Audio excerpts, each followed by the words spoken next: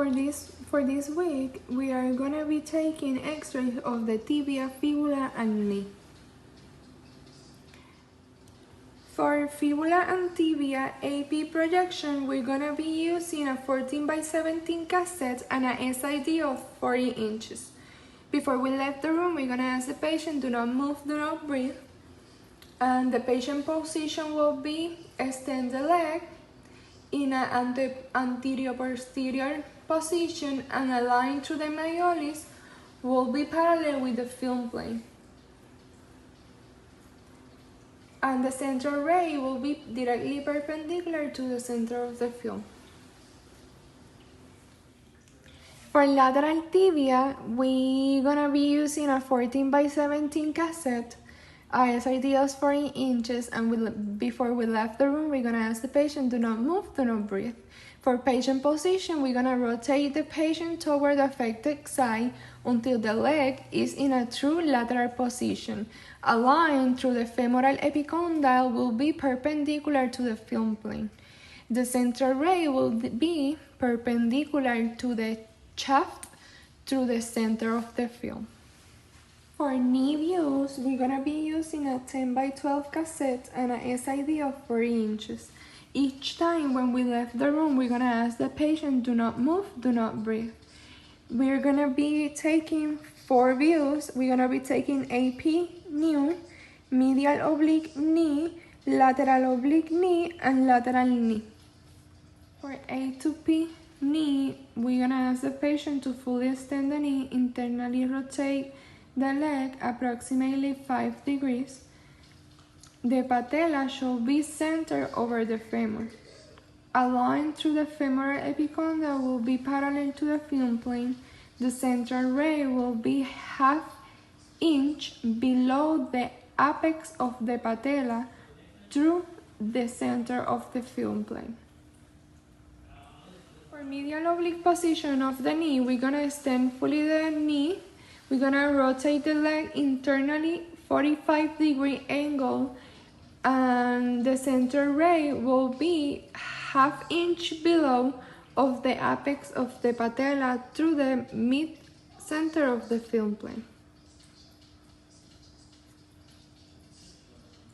For lateral oblique position of the knee, we're gonna ask the patient to extend fully the knee, rotate the leg externally 45 degrees, and the central ray will be ½ inch below the apex of the patella through the center of the film plane.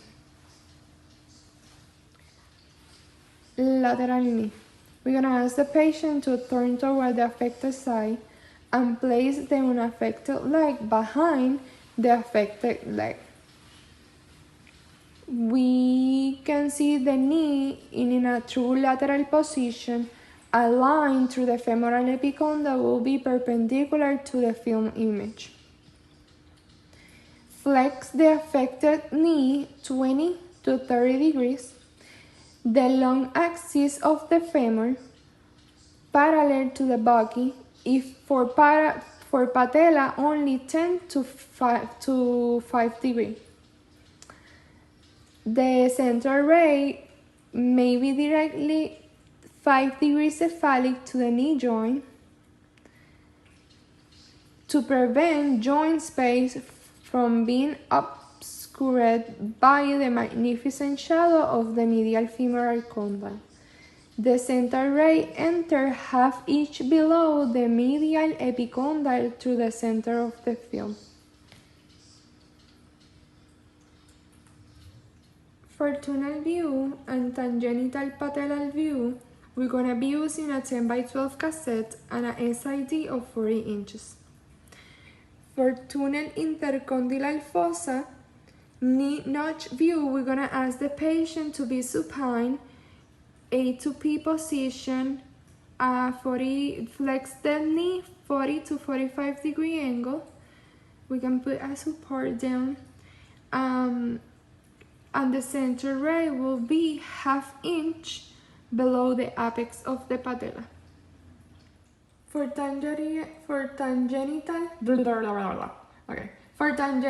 patellar view, we're gonna ask the patient to be in a P2A position, slowly flex the knee as far as possible. Be sure that the entire leg is in a vertical plane. The center ray is cephalad so that a 45-degree angle exists between the lower leg and the center ray. The center ray angle is 10 degrees cephalad with the patient lying with the knee bent and ½ inch below the apex of the patella in the space between the femur and the patella.